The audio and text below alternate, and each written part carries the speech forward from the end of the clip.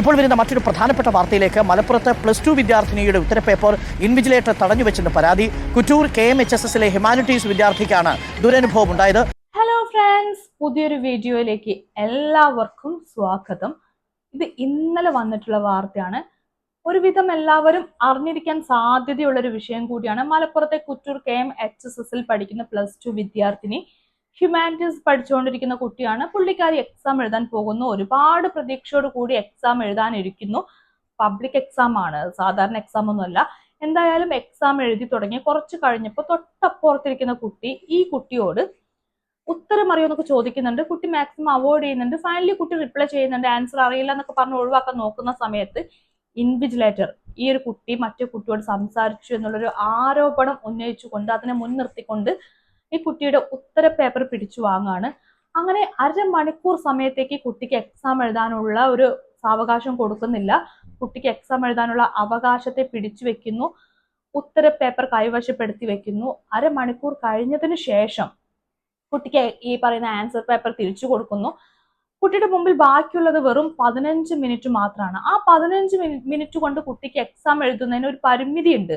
എത്രയൊക്കെ ട്രൈ ചെയ്താലും നമുക്ക് മുമ്പിൽ 15 മിനിറ്റ് മാത്രമാണെങ്കിൽ അതൊക്കെ ടക്ക് എന്ന് പറഞ്ഞ് പോവും. അപ്പൊ നമുക്ക് അതിനിടയ്ക്ക് എക്സാം എഴുതാൻ പറ്റില്ല. അതുകൊണ്ട് കുട്ടി പഠിച്ചത് പ്രകാരം, കുട്ടി വിചാരിച്ചത് പ്രകാരം ഒന്നും കുട്ടിക്ക് ഒന്നും എഴുതാൻ പറ്റുന്നില്ല. കുട്ടി വളരെയധികം മാനസിക സമ്മർദ്ദത്തിലാവുന്നു. എക്സാം ഹാളൊക്കെ വിട്ട് കുട്ടി വീട്ടിൽ ചെല്ലുന്നു. അവിടെ ചെന്ന് കുട്ടി കരച്ചിലൊക്കെ ആകുമ്പോൾ വീട്ടുകാർ കാര്യം അന്വേഷിക്കുകയാണ്. ആദ്യം കുട്ടി പറഞ്ഞിട്ടില്ലായിരുന്നു. പിന്നീട് അന്വേഷിച്ചപ്പോഴാണ് കുട്ടി ഒരു എക്സ്പീരിയൻസ് പറയുന്നത്. വീട്ടുകാർ എന്ത് ചെയ്യുന്നു? കുട്ടിയെ ചേർത്ത് പിടിക്കുകയാണ്. അതിനുശേഷം നിയമപ്രകാരം അല്ലെങ്കിൽ നിയമ നടപടി സ്വീകരിച്ചുകൊണ്ട് ഇൻവിജിലേറ്ററിനെതിരെ പരാതിപ്പെടുകയാണ്. ഇത്രയുമാണ് സംഭവിച്ചിട്ടുള്ളത്.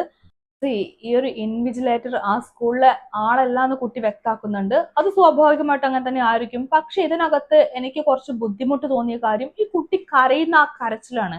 ഒരുപാട് ഈ പറഞ്ഞതുപോലെ പഠിക്കുന്നു, സ്വപ്നം കാണുന്നു, പ്രതീക്ഷയോട് കൂടി എക്സാം എഴുതാൻ പോകുന്നു.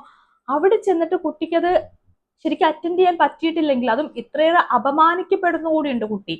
ചുമ്മാതല്ല, അത്രയും കുട്ടികളുടെ മുമ്പിൽ കൂടി അപമാനിക്കപ്പെടുന്ന അവസ്ഥയാണ്. അതെല്ലാം കൂടി സംഭവിക്കുമ്പോൾ കുട്ടിക്കുണ്ടാകുന്ന ഒരു മാനസിക സമ്മർദ്ദമുണ്ട്. ആ ട്രോമ എന്ന് പറയുന്ന സംഭവം അത് ഭീകരമായിരിക്കും. ഈ കുട്ടിയുടെ ആ ഒരു സ്വരം ഇടറിപ്പോകുന്ന അവസ്ഥയിൽ നിന്ന് തന്നെ നമുക്കത് വ്യക്തമായിട്ട് മനസ്സിലാക്കാൻ പറ്റുന്ന കാര്യമാണ്. അപ്പൊ ഈ കുട്ടിയുടെ ഒരു ബാക്ക്ഗ്രൗണ്ട് നോക്കുകയാണെങ്കിൽ കുട്ടിക്ക് 10ാം ക്ലാസ്സിൽ ഫുൾ A+ കിട്ടിയിട്ടുണ്ട്. +2-നല്ല +1-ന് ഫുൾ A+ കിട്ടിയിട്ടുണ്ട്. +2-ന് ഫുൾ A+ വാങ്ങണമെന്ന് കുട്ടി സ്വപ്നം കാണുന്നുണ്ട്. കുട്ടിക്ക് സിവിൽ സർവീസ്, അതാണ് കുട്ടിയുടെ ലക്ഷ്യമായിട്ട് വരുന്നത്. അതിനുവേണ്ടി ചെറുപ്പം തൊട്ടേ തയ്യാറായിക്കൊണ്ടിരിക്കുന്ന, ഇപ്പോഴേ കോച്ചിങ് ഒക്കെ അറ്റൻഡ് ചെയ്തുകൊണ്ടിരിക്കുന്ന ഒരു കുട്ടി കൂടിയാണിത്. കുട്ടിയുടെ അമ്മ തന്നെ ഈ കാര്യങ്ങളൊക്കെ വ്യക്തമാക്കുന്നുണ്ട്. അപ്പൊ ഇത്രയേറെ ലൈഫിനെ കുറിച്ച് പദ്ധതി പ്രകാരം മുൻപോട്ട് പോകുന്ന ഒരു കുട്ടിക്ക് ഇടയ്ക്ക് വെച്ച് A+ വാങ്ങാനാവാത്ത വിധത്തിൽ തടസ്സങ്ങൾ വരുന്നുവെങ്കിൽ, അല്ലെങ്കിൽ A+ കിട്ടുമെന്ന് ഉറപ്പിക്കുന്ന ഒരു കുട്ടിക്ക് അത് കിട്ടാതെ വരുന്ന സാഹചര്യം ഉണ്ടാകുമ്പോൾ എന്തായാലും അത് ട്രോമയായിട്ട് മാറും. അത് ഈ കുട്ടിയുടെ ഭാവിയെ തന്നെ ബാധിക്കുന്ന ഒരു കാര്യമായിട്ട് മാറും. ഇപ്പൊ നമ്മുടെയൊക്കെ നാട്ടിൽ ഈ 10ാം ക്ലാസ്സിൽ ഫുൾ A+ വാങ്ങിയിട്ടുള്ള കുട്ടികളെയൊക്കെ നോക്കിക്കഴിഞ്ഞാൽ അറിയാൻ പറ്റും. അവരൊക്കെ 10ാം ക്ലാസ് കഴിഞ്ഞ് നേരെ എന്ത് ചെയ്യും? മിക്ക കുട്ടികളും നേരെ പോയിട്ട് +1-ന് ഒന്നെങ്കിൽ സയൻസ് എടുക്കും, ഏത് വന്നാൽ കൊമേഴ്സ്. അതിനപ്പുറത്തേക്ക് ഹ്യൂമാനിറ്റീസ് ഒക്കെ എടുക്കുന്ന കുട്ടികൾ വളരെ വളരെ കുറവാണ്. ഈ ഫുൾ A+ ഉള്ള കുട്ടികളാണെങ്കിൽ സയൻസ് എടുക്കണം എന്നുള്ളത് നമ്മുടെ മലയാളികളുടെ ഒരു കോൺസെപ്റ്റ് ആണ്. ഇവിടെ സയൻസ് എടുത്താലേ കൂടുതൽ പഠിപ്പിസ്റ്റുകളാവും എന്നുള്ളൊരു തെറ്റിദ്ധാരണയൊക്കെ ഉണ്ട്. അപ്പൊ അങ്ങനെയുള്ള ഒരു നാട്ടില് ഈ സയൻസ് എടുത്ത് ഡോക്ടറോ എഞ്ചിനീയറോ ആവാൻ ട്രൈ ചെയ്യാണ്ട് സിവിൽ സർവീസ് സ്വപ്നം കണ്ട് +1-ന് കൃത്യമായിട്ട് അത് പ്രകാരം പദ്ധതിയോട് കൂടി തന്നെ +1-ന് ഹ്യൂമാനിറ്റീസ് എടുക്കുന്ന ഒരു കുട്ടി, ആ കുട്ടിക്ക് അവർ വിചാരിച്ച കാര്യങ്ങൾ നടന്നില്ല എങ്കിൽ അവരുടെ ഭാവി തന്നെ അവതാളത്തിലാകുന്ന വിധത്തിൽ, സ്വപ്നങ്ങൾ പോലും തകരുമെന്ന് വിശ്വസിക്കുന്ന ഒരു വിധത്തിൽ ഈ പറയുന്ന പോലെ എക്സാം എഴുതാൻ പറ്റിയിട്ടില്ലെങ്കിൽ ആ കുട്ടിക്ക് ഇത് പ്രശ്നമാവും. ഇപ്പൊ ഇൻവിജിലേറ്ററിന്റെ സൈഡ് നോക്കുകയാണെങ്കിൽ പുള്ളിക്ക് ഈ പെൺകുട്ടിയുടെ ബാക്ക്ഗ്രൗണ്ട് കാര്യങ്ങളോ ഒന്നും അറിയില്ല. പിന്നെ നമ്മൾ ഇത്രയും നേരം കുട്ടിയുടെ സൈഡ് മാത്രമാണ് വാർത്താ മാധ്യമങ്ങളൊക്കെ നമ്മളെ കേൾപ്പിച്ചിട്ടുള്ളത്. അപ്പൊ അതിനപ്പുറത്തേക്ക് ഇൻവിജിലേറ്റർ എന്ന് പറയുന്ന വ്യക്തിക്കും പുള്ളിക്കും എന്തെങ്കിലുമൊക്കെ പറയാനുണ്ടായിരിക്കും. പുള്ളിക്ക് പുള്ളിയുടെ സൈഡ് പറയാനുണ്ടായിരിക്കും. ഏതൊരു പ്രശ്നം ഉണ്ടെങ്കിലും 2 സൈഡ് ഉണ്ടായിരിക്കും. 2 വ്യക്തികൾ ആ പ്രശ്നത്തിൽ പെട്ടിട്ടുണ്ടെങ്കിൽ 2 വ്യക്തികൾക്കും 2 സൈഡ് പറയാനുണ്ടായിരിക്കും. അത് കേൾക്കേണ്ടത് അത്യാവശ്യമാണ്. പക്ഷെ ഇൻവിജിലേറ്റർ എന്ത് പറയുന്നു, അല്ലെങ്കിൽ പുള്ളിക്ക് എന്താണ് പറയാനുള്ളത് എന്നുള്ള കാര്യത്തിലൊന്നും നമുക്ക് യാതൊരു വ്യക്തതയും ഇല്ല. പക്ഷെ ഒരു കാര്യം ഉറപ്പാണ്, പുള്ളിക്കാരന് ഈ പെൺകുട്ടിയുടെ എക്സാം പേപ്പർ കൈവശപ്പെടുത്തിയിട്ട് കുട്ടിക്ക് എഴുതാനുള്ള അവകാശം വിട്ടുകൊടുത്തില്ല എങ്കിൽ അത് വലിയ തെറ്റാണ്. ഒരു വ്യക്തിയുടെ പരീക്ഷ എഴുതാനുള്ള അവകാശത്തെ, സമാധാനപരമായിട്ട് പരീക്ഷ എഴുതാനുള്ള അവകാശത്തെ ഇല്ലായ്മ ചെയ്യാൻ ഇവിടുത്തെ ഒരു ഇൻവിജിലേറ്ററിനും അവകാശമില്ല.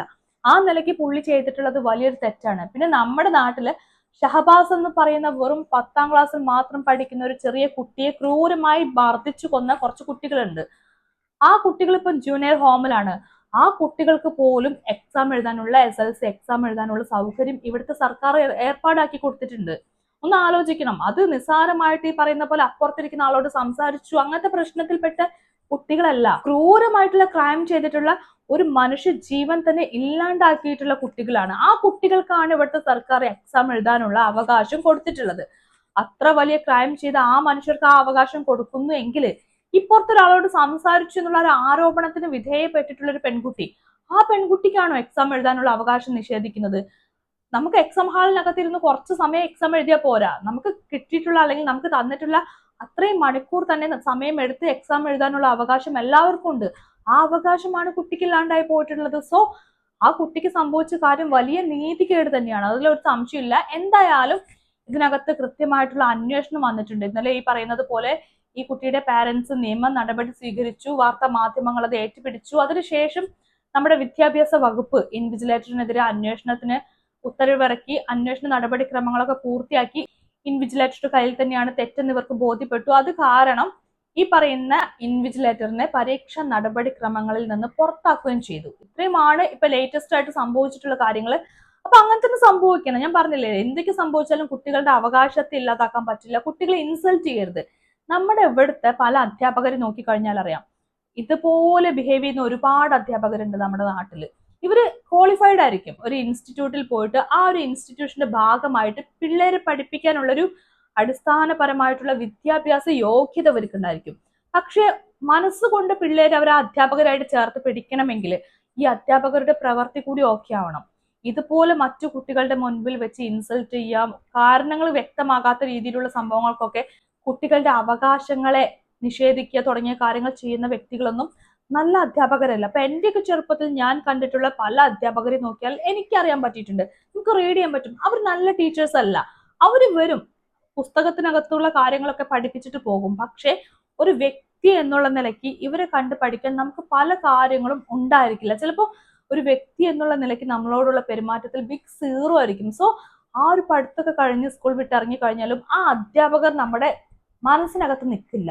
അവര് ബിഗ് സീറോ ആയിട്ട് എല്ലാ കാലത്തേക്കും നമ്മളുടെ ഓർമ്മകളിൽ പോലും ഇല്ലാത്ത മനുഷ്യരായിട്ട് അകന്നു പോവത്തേ ഉള്ളൂ. അല്ലാണ്ട് അവർ അധ്യാപകരാന്ന് പോലും നമുക്ക് കണക്കാക്കാൻ പറ്റില്ല.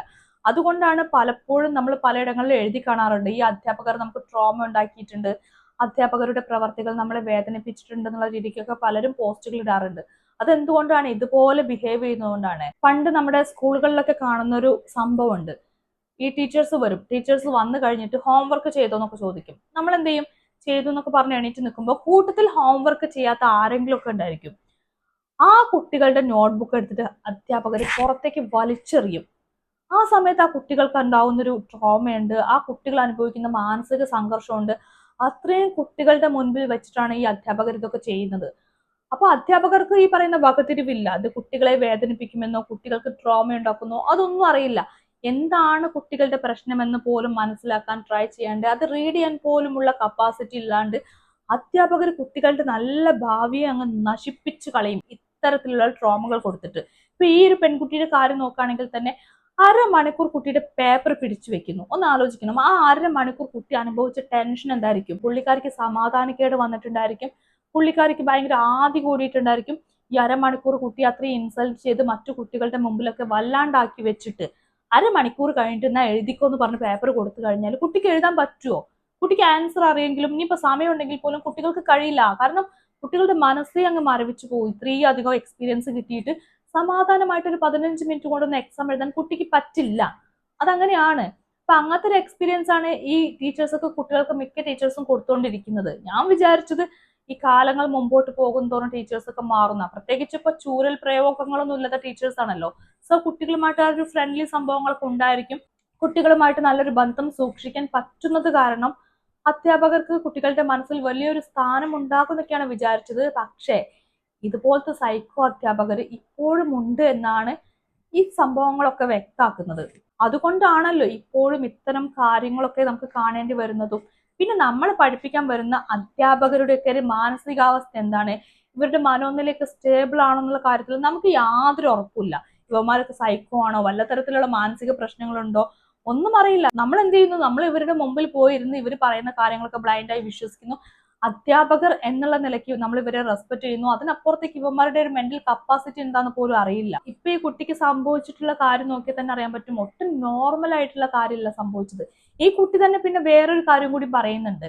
ഈ അധ്യാപകൻ കഴിഞ്ഞ ദിവസം, തൊട്ട് മുൻപുള്ള തലേ ദിവസം, ഈ അധ്യാപകൻ ഒരു കുട്ടി എക്സാം എഴുതുമ്പോൾ ഇതുപോലുള്ളൊരു പ്രശ്നം ആരോപിച്ച് ആ കുട്ടിയുടെ പേപ്പറും കൈവശം വെച്ചു. മാത്രമല്ല, അത്രയും കൈവശം വെച്ച് അത്രയും സമയം ആ കുട്ടിയെ എണീപ്പിച്ച് നിർത്തുകയാണ് ചെയ്തിട്ടുള്ളത്. ഇതൊക്കെ ഒരു എക്സാം ഹാളിൽ നടക്കേണ്ട കാര്യങ്ങളാണോ? ഇങ്ങനെയൊന്നും അല്ലല്ലോ എക്സാം ഹാളിനകത്ത് നടക്കേണ്ട കാര്യങ്ങൾ. പിന്നെ ഇവിടെ അങ്ങനെ നമുക്ക് സംശയങ്ങൾ ഉണ്ടെങ്കിൽ, കുട്ടികൾ കോപ്പി അടിക്കുന്നു അല്ലെങ്കിൽ കുട്ടികളെ നിരീക്ഷിക്കണം എന്നുള്ള നിർബന്ധമൊക്കെ ഉണ്ടെങ്കിൽ അതിനെന്ത് ചെയ്യണം? CCTV വെക്കുക. അതാകുമ്പോൾ കുറെ കൂടി കാര്യങ്ങൾ എളുപ്പമാവും. നമ്മുടെ തൊട്ട് മുമ്പിൽ തന്നെ കൺമുമ്പിൽ ഇരുന്ന് എല്ലാവരും ഒരേപോലെ നിരീക്ഷിക്കാൻ പറ്റുന്ന ഒരു സംഗതിയാണ്. അതുണ്ടെങ്കിൽ പിന്നെ ഇത്രയ്ക്ക് വലിയ കൺഫ്യൂഷൻ ഒന്നും വരുന്നില്ല. അപ്പൊ അങ്ങനെയുള്ള ടെക്നോളജിയൊക്കെ ആശ്രയിക്കുന്നത് നല്ലതായിരിക്കും ഈ വക കാര്യത്തില്. അപ്പൊ ഈ കുട്ടി ഇന്നലത്തെ എക്സാം ഇങ്ങനെ ആയിട്ടുണ്ട്. ആ ട്രോമ കുട്ടിക്ക് അത്ര പെട്ടെന്ന് മാറില്ല. തുടർന്നുള്ള ദിവസങ്ങളിൽ കുട്ടിക്ക് മനസ്സമാധാനമായിട്ട് എക്സാം എഴുതാൻ പറ്റുമോ? അതൊരു ചോദ്യമല്ലേ. എങ്ങനെയാണ് സമാധാനമായിട്ട് കുട്ടിക്ക് എഴുതാൻ പറ്റുക? ഇനി എന്താവും കഴിഞ്ഞ എക്സാമിന്റെ ഒരു ഫൈനൽ റിസൾട്ട് എന്ന് പറയുന്ന സാധനം എന്താവും എന്നുള്ളൊരു ആശങ്കയും കുട്ടിക്കുണ്ട്. പിന്നെ എല്ലാത്തിലും ഉപരിയായിട്ട് എനിക്ക് പറയാനുള്ള മറ്റൊരു കാര്യം കൂടിയുണ്ട്, അതും പ്രത്യേകമായിട്ട് പറയണം. കുട്ടികൾ ഇത്രയൊക്കെ എക്സാമിന് വേണ്ടി ട്രൈ ചെയ്യുന്നു, അവർ കഷ്ടപ്പെട്ട് പഠിക്കുന്നു, A+ വാങ്ങുന്നു, അതൊക്കെ നല്ല കാര്യമാണ്, വളരെ നല്ല കാര്യങ്ങളാണ്. പക്ഷേ കുട്ടികൾക്ക് ഒരു A+ കിട്ടിയിട്ടില്ല എങ്കിൽ പോലും അത് താങ്ങാനുള്ള ഒരു മെന്റൽ കപ്പാസിറ്റി ഇവിടെ ഉള്ളവർക്ക് വേണം. നമ്മുടെ ഇപ്പോഴത്തെ തലമുറയ്ക്കുള്ള ഒരു വലിയ പ്രശ്നം അതാണ്. അവർ പ്രതീക്ഷിക്കുന്നത് പോലെയുള്ള വിജയം കിട്ടിയില്ല എങ്കിൽ അത് താങ്ങാനുള്ള ഒരു മെന്റൽ കപ്പാസിറ്റി ഇല്ല. ഇപ്പൊ ഈ ഒരു കുട്ടി അനുഭവിക്കുന്ന മാനസിക സംഘർഷം എല്ലാം നമുക്ക് മനസ്സിലാവും. പക്ഷെ അതേസമയം തന്നെ ഒരു A+ കുറഞ്ഞു പോയി എങ്കിൽ, A+ കിട്ടിയില്ല എങ്കിൽ ആ കുട്ടിക്ക് അനുഭവിക്കേണ്ടി വരുന്ന മാനസിക സംഘർഷം, അല്ലെങ്കിൽ ആ പറയുന്ന വിജയം കിട്ടിയില്ലെങ്കിൽ അത്രത്തോളം തന്നെ പരാജയമായിട്ട് അതിനെ കണക്കാക്കാനുള്ള ഒരു മാനസികാവസ്ഥ, അത് അപകടം പിടിച്ചതാണ്. വിജയത്തോടൊപ്പം തന്നെ കുട്ടികൾക്ക് ചെറിയ ചെറിയ പരാജയങ്ങളും ചെറിയ ചെറിയ വിഷമങ്ങളൊക്കെ സഹിക്കാനുള്ള ഒരു മനക്കട്ടിയും മനക്കരുത്തൊക്കെ വേണം. ആ രീതിയിലേക്ക് കൂടി വേണം കുട്ടികളെ എപ്പോഴും നമ്മൾ വളർത്തിയെടുക്കാൻ. എപ്പോഴും വിജയം മാത്രമായി കഴിഞ്ഞാൽ അവർക്ക് ഇതുപോലെയുള്ള ചെറിയ പ്രശ്നങ്ങൾ വന്നു കഴിഞ്ഞാലും, ഇത് ചെറുതാണെന്നല്ല ഞാൻ പറയുന്നത്, പക്ഷേ ഇതുപോലെ അപ്രതീക്ഷിതമായിട്ട് വരുന്ന ചില കാര്യങ്ങളിൽ അവരുടെ പ്രതീക്ഷകൾ തെറ്റിക്കഴിഞ്ഞാൽ സഹിക്കാൻ പറ്റാത്ത രീതിയിലുള്ള വലിയ മാനസിക പ്രശ്നങ്ങൾ ഉണ്ടാക്കും. സോ നമ്മുടെ ലൈഫ് എന്ന് പറയുന്ന സംഗതിക്കകത്ത് നമ്മൾ പ്രതീക്ഷിക്കുന്നത് പോലെയുള്ള കാര്യങ്ങൾ സംഭവിക്കാം, സംഭവിക്കാതിരിക്കാം, എന്ത് നടക്കാം. അത് കുട്ടികളെ കൃത്യമായിട്ട് ബോധ്യപ്പെടുത്തണം. ഇല്ലെങ്കിൽ ഈ പറയുന്ന പോലെ കുട്ടികൾ നമ്മുടെ മുമ്പിൽ കിടന്ന് വേദനിക്കുന്നതും അവർ പലതരം മാനസിക സമ്മർദ്ദങ്ങൾക്ക് വിധേയപ്പെടുന്നതും ഒക്കെ നമ്മളും കണ്ട് നമ്മളും വേദനിക്കേണ്ടി വരും. പലതരത്തിലുള്ള ആത്മഹത്യകളും നടക്കാറുണ്ട്. ഫുൾ A+ കിട്ടിയില്ല എന്നുള്ള പേരിൽ ആത്മഹത്യ എത്രയോ കുട്ടികളുണ്ട്. അപ്പൊ അത് എന്തുകൊണ്ടെന്ന് ആലോചിക്കണം. അവർക്ക് ഈ പറയുന്ന പോലെ ചെറിയ പ്രശ്നങ്ങളെ താങ്ങാൻ പറ്റാത്തത് കൊണ്ടാണ്. ഫുൾ A+ വേണമെന്നല്ല സിവിൽ സർവീസ് കിട്ടാൻ, അതില്ലാതെയും സിവിൽ സർവീസ് കിട്ടും. അതും ഈ കുട്ടിയെ ബോധ്യപ്പെടുത്തണം. ഇത്രയ്ക്കധികം ട്രൊമാറ്റിക് ആകുന്ന ഒരു സാഹചര്യം വരുന്നത് കൊണ്ടാണ് ഞാൻ ഇങ്ങനെ തന്നെ പറയുന്നത്. ഇൻവിജിലേറ്റർ ആയിട്ടുള്ള കക്ഷി പുള്ളി ചെയ്തിട്ടുള്ള കാര്യമൊന്നും നല്ലതാന്ന് പറയുന്നില്ല, വളരെ മോശമായിട്ടുള്ള കാര്യമാണ്, ഒരിക്കലും നടക്കാൻ പാടില്ലാത്ത കാര്യമാണ്. ഇതുപോലെയുള്ള തെണ്ടികളായിട്ടുള്ള അധ്യാപകരെ തന്നെ ബാൻ ചെയ്യണം. എല്ലാ അധ്യാപകരും പെർഫെക്റ്റ് അല്ല. ഞാൻ പറഞ്ഞില്ലേ, ഹൃദയത്തിൽ നിൽക്കുന്ന സ്നേഹം കൊണ്ടും അതുപോലെ തന്നെ നല്ല സമീപനം കൊണ്ടും കുട്ടികളുടെ മനസ്സിൽ നിൽക്കുന്ന അധ്യാപകരുണ്ട്, ഒരുപാട് അധ്യാപകരുണ്ട്. അതുപോലെ തന്നെ അതിനേക്കാൾ തന്നെ ഇരട്ടിയായിട്ട്, അതിനേക്കാൾ 10 മടങ്ങായിട്ട് തെണ്ടികളായിട്ടുള്ള അധ്യാപകരുണ്ട്. ഈ രണ്ട് വകുപ്പിന്റെ ഇടയിലാണ് നമ്മൾ കുട്ടികളുടെ ഭാവി എന്ന് പറയുന്ന സംഭവം. ഇവന്മാർ എങ്ങനെ ബിഹേവ് ചെയ്യുന്നോ അതിനനുസരിച്ചാണ് നമ്മുടെ വ്യക്തിത്വം രൂപീകരിക്കപ്പെടുന്നത്. സോ എങ്ങനെ നോക്കിയാലും ഈ പറയുന്നത് പോലെ ഓരോ കുട്ടികളുടെയും ഭാവി എന്ന് പറയുന്നത് ഈ അധ്യാപകന്മാരുടെ ഒക്കെ കയ്യിൽ കൂടിയാണ്. കാരണം അവരുടെയൊക്കെ വ്യക്തിത്വം പോലും രൂപീകരിക്കുന്നതിൽ വലിയ ഭാഗം അല്ലെങ്കിൽ വലിയ പങ്ക് വഹിക്കുന്നുണ്ട് ഈ അധ്യാപകര്. അപ്പം ഇത്തരത്തിലുള്ള ട്രൊമാറ്റിക് ആയിട്ടുള്ള എക്സ്പീരിയൻസ് ഒക്കെ ഉണ്ടാവാതിരിക്കട്ടെ. ഉണ്ടെങ്കിൽ തന്നെ കുട്ടികൾ പ്രതികരിക്കുകയും വേണം, അതും വേറെ കാര്യം തന്നെയാണ്. ഒരു അധ്യാപകരും ഒരാളുടെയും അവകാശത്തെ ഇല്ലാതാക്കാൻ വേണ്ടിയിട്ട് നിൽക്കേണ്ട കാര്യമല്ല. അതല്ല അധ്യാപകര്. അവർ കുട്ടികളെ ചേർത്ത് പിടിക്കണം, കുട്ടികളെ മനസ്സിലാക്കാൻ ട്രൈ ചെയ്യണം. പിന്നെ നിങ്ങളുടെ സൈക്കോത്തരം വെച്ച് കുട്ടികളെ ഇൻസൾട്ട് ചെയ്യാന്ന് പറഞ്ഞ സാധനം ഞാനൊക്കെ എന്റെ ലൈഫിൽ പല സ്പേസിലും പല സ്കൂളിലും അനുഭവിച്ച കാര്യമാണ്. അധ്യാപകർ ഇൻസൾട്ട് ചെയ്യുമ്പോൾ അതൊക്കെ ഇങ്ങനെ അനുഭവിച്ച് നിൽക്കേണ്ട ഒരു നിസ്സഹായാവസ്ഥ എന്ന് പറയുന്നത് ഓരോ കാലത്തും അനുഭവിക്കേണ്ടി വന്നിട്ടുണ്ട്. നമ്മൾ ചെയ്യാത്ത തെറ്റിന്റെ പേരിൽ നമ്മളെ കുറ്റപ്പെടുത്തുക, അല്ലെങ്കിൽ നമുക്ക് പറ്റിപ്പോയിട്ടുള്ള, നമ്മൾ പോലും അറിയാതെ പറ്റിപ്പോയിട്ടുള്ള ചെറിയ ചെറിയ തെറ്റുകളുടെ പേരിൽ നമ്മളെ പബ്ലിക്ലി ഇൻസൾട്ട് ചെയ്യുക, അതൊക്കെ ലൈഫിൽ അനുഭവിക്കേണ്ടി വന്നിട്ടുണ്ട്. സോ അതിന്റെ ബുദ്ധിമുട്ട് നന്നായിട്ട് അറിയാം. ഭാവിയിൽ വരും കാലത്ത് അത് എത്രമാത്രം വലിയ ബാഡ് ആയിട്ടുള്ള ഒരു എക്സ്പീരിയൻസ് ആയിട്ട് നമ്മുടെ മനസ്സിനകത്ത് നിൽക്കുമെന്നും നമ്മുടെ വ്യക്തിത്വത്തെ ഇതൊക്കെ എങ്ങനെ ബാധിക്കുമെന്നും കൃത്യമായിട്ട് അറിയാം. അപ്പൊ അത്തരത്തിലുള്ള അധ്യാപകർ ഉണ്ടാവാതിരിക്കട്ടെ എന്ന് എനിക്ക് ഈ ഒരു വിഷയത്തിൽ പറയാനുള്ളൂ. ഈ ഒരു കുട്ടിക്ക് തുടർന്ന് ഈ ഒരു എക്സാം എഴുതാൻ പറ്റുമെന്ന് കൂടി, ഒരിക്കൽ കൂടി എഴുതാനുള്ള സാഹചര്യം കിട്ടുമെന്ന് കൂടിയാണ് പ്രതീക്ഷിക്കുന്നത്. ആ കാര്യത്തിൽ കൂടി ഒരു ക്ലാരിറ്റി കുട്ടിയുടെ സൈഡിന് കിട്ടേണ്ടതുണ്ട്. അപ്പൊ അധ്യാപകനെ പുറത്താക്കിയത് കൊണ്ട് മാത്രം കാര്യമില്ല, കുട്ടിക്ക് ഒന്നുകൂടി എക്സാം എഴുതാനുള്ള ഒരു അവസരം കിട്ടണമെന്ന് കൂടിയുള്ളതാണ് പേഴ്സണലി എന്റെ അഭിപ്രായം.